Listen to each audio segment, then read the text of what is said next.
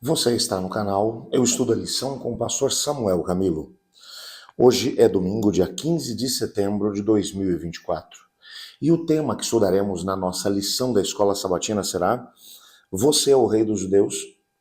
Texto base para o nosso estudo, Marcos capítulo 15, versos 1 a 15, que diz: Logo pela manhã, os principais sacerdotes entraram em conselho com os anciãos e os escribas de todo o sinédrio. E, amarrando Jesus, levaram-no e o entregaram a Pilatos. Pilatos perguntou: Você é o rei dos judeus? Jesus respondeu: O senhor está dizendo isso. E os principais sacerdotes o acusavam de muitas coisas. Então Pilatos tornou a perguntar: Você não vai responder nada? Quantas acusações foram feitas contra você? Você, porém, não disse mais nada, a ponto de Pilatos muito se admirar. Ora, por ocasião da festa era costume soltar um dos presos, aquele que eles pedissem. Havia um chamado Barrabás preso como rebelde, os quais, em um tumulto, havia cometido homicídio. Vindo a multidão, começou a pedir que Pilatos lhe fizesse como de costume.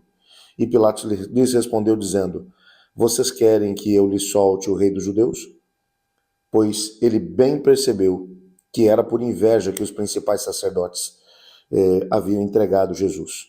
Mas os principais sacerdotes incitaram a multidão, no sentido de que lhe soltasse de preferência Barrabás. Pilatos lhes perguntou: O que vocês querem que eu faça com a quem vocês querem que eu solte? O rei dos judeus? E eles gritaram: Crucifica-o. Mas Jesus lhe disse: Que mal ele fez? Porém eles gritavam cada vez mais: Crucifique-no. Então Pilatos, querendo contentar a multidão, lhe soltou Barrabás e, depois de mandar açoitar Jesus, entregou-o para ser crucificado. Quando pensamos a respeito de Barrabás, Barrabás era um malfeitor. Cristo Jesus, por outro lado, não havia uma única pessoa que pudesse apresentar uma acusação consistente contra ele.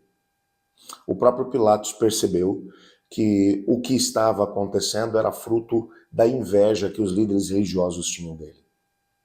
Pilatos foi solto e Jesus Cristo foi crucificado. A própria cruz usada para crucificar Jesus tinha sido feita para Barrabás. Nem mesmo a cruz que ele usou foi uma cruz preparada para si mesmo. Quando pensamos naquele que tinha poder e autoridade tanto para crucificar a Jesus como para condená-lo à morte, estamos falando agora da autoridade romana em Jerusalém, que era ninguém menos do que Pilatos, o procurador romano que havia se estabelecido ali, nós precisamos entender quem era esse indivíduo. Pilatos governou durante um período do ano 26 até o ano 36 nessa região da Judéia. Essa não era uma região que era ambicionada pelos procuradores romanos, muito pelo contrário. Era visto como um lugar no final do mundo, um lugar de gente rebelde, truculenta, um lugar difícil de ser administrado. Pilatos, por sua vez, era conhecido por ser um indivíduo extremamente duro, um indivíduo que realmente começou a criar problemas de forma muito severa logo no começo. A sua chegada em Jerusalém já foi muito tumultuada. Ele entrou em Jerusalém carregando as insígnias romanas, da águia romana, e acabou entrando com essas insígnias junto com as fortificações até o templo. Um grupo de judeus acabou se rebelando contra isso e ele esmagou completamente essa rebelião, mandando matar todas as pessoas. Ele mandou matar tanta gente que o próprio imperador começou a ficar preocupado com isso. Ele não estava bem na sua administração. O próprio imperador havia mencionado que se tivesse mais algum tipo de episódio como esse, que ele perderia essa sua posição. Uma coisa pode-se dizer a respeito de Pilatos. Ele era um indivíduo ambicioso. Quando lemos aquilo que a Bíblia fala a respeito dele e, ao mesmo tempo, aquilo que o livro das Atos das Nações também vai falar a respeito de Pilatos, o que sabemos é que muitas vezes os líderes religiosos, os líderes do Sinédrio, levavam pessoas até Pilatos mencionando: nós precisamos entregar esse indivíduo para ser morto, mas nós não temos autoridade civil para isso. E Pilatos, sem fazer qualquer tipo de pergunta, sancionava a morte desses indivíduos que eram trazidos pelo Sinédrio. Quando você vai entender o que aconteceu com a morte de Jesus, ou com a condenação de Jesus, os líderes religiosos foram completamente apanhados de surpresa quando chegaram com Cristo Jesus e Pilatos perguntou qual era a acusação. A resposta deles, João vai falar sobre isso.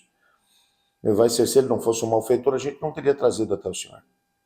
Eles não estavam querendo prolongar esse processo, era o dia da Páscoa, eles tinham muitas coisas religiosas para poder fazer, então eles queriam logo acabar com isso.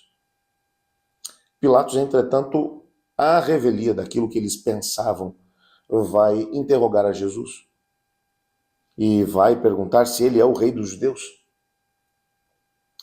É interessante aqui, há uma ironia, porque o povo judeu que conhecia as profecias, que tinha acompanhado o trabalho de Jesus, não o reconhecia como tal. Pilatos vai perguntar, você é o rei dos judeus? E você percebe que todo o processo, desde que Cristo Jesus foi trazido até Pilatos, até o momento em que ele foi condenado à morte, a grande questão que vai nortear esse diálogo entre Pilatos e Jesus é exatamente essa questão de Jesus como rei dos judeus. Pilatos vai repetir essa mesma questão várias vezes. No primeiro momento, Jesus fica em silêncio. Num segundo momento, Jesus vai mencionar, você está dizendo isso de você mesmo ou alguém te disse isso? E aí ele vai mencionar, meu reino não é desse mundo, se fosse desse mundo, meus seguidores estariam lutando contra mim. Jesus está mencionando que havia sim um reino, mas era um reino espiritual. João ainda vai se aprofundar um pouco mais nessa questão, até porque João estava no meio da multidão acompanhando o julgamento. Ele provavelmente, com certeza, ele assistiu a esse julgamento. E ele vai mencionar que houve determinados momentos ali daquele julgamento em que ficou muito claro que Pilatos estava tentando trabalhar para libertar Jesus. Na parte final do julgamento, a esposa de Pilatos ainda tem um sonho e ela vai mandar um recado para ele, não te envolva com esse justo, porque durante a noite eu sofri demais em sonho por causa dele. Pilatos vai fazer quase tudo que ele pode.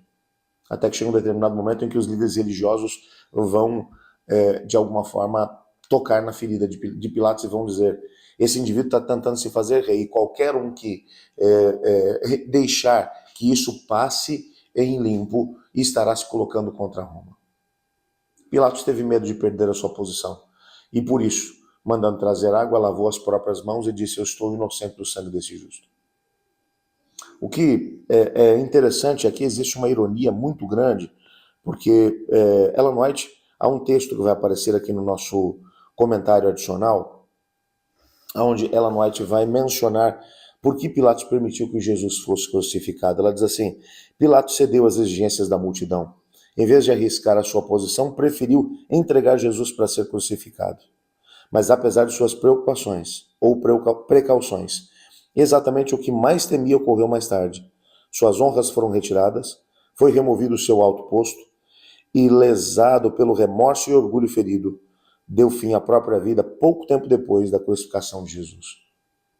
A história vai mencionar que Pilatos acabou se estabelecendo na Espanha, no sul da Espanha, e que em determinado momento, vencido pelo remorso, ele acabou se jogando de uma falésia, pondo fim à própria vida. Ele nunca mais conseguiu ter paz. Perdeu o que mais queria. Há uma coisa que precisamos compreender. Todas as vezes que deixamos de nos posicionar ao lado de Cristo, deixamos de recebê-lo como Rei e Senhor da nossa vida, em detrimento de alguma coisa que eventualmente queiramos, você pode ter a certeza de que nada poderá substituir Jesus. E o final, com certeza, não será bom. A história de Pilatos se encontra aí para mostrar exatamente isso. Jesus precisa ser o Senhor e Rei da nossa vida, hoje. Como diz aquela velha canção dos Arautos do Rei, se ele não for o primeiro em seu coração, então já não é mais nada, não passa de uma ilusão. Mas se ele for o primeiro, o seu companheiro, motivo do seu existir, você vai viver, vai sorrir, vai vencer. Todas as vezes que Jesus é colocado no trono do nosso viver, nós podemos ter a plena certeza de que tudo o mais vai acontecer do jeito certo. Eu quero orar junto com você. Obrigado, Pai, por tua palavra e pela certeza que temos de que nos amas. Ajuda-nos a permanecer firmes diante do Senhor, pelo que é certo, ainda que caiam os céus. Queremos reconhecer Jesus como Senhor e Rei da nossa vida. Ajuda-nos a viver essa mesma realidade. Colocamos diante do Senhor também cada pedido que vai no nosso coração. Por favor, responda de acordo com a tua vontade, pois em nome de Jesus que oramos. Amém. Eu estudo a lição e você?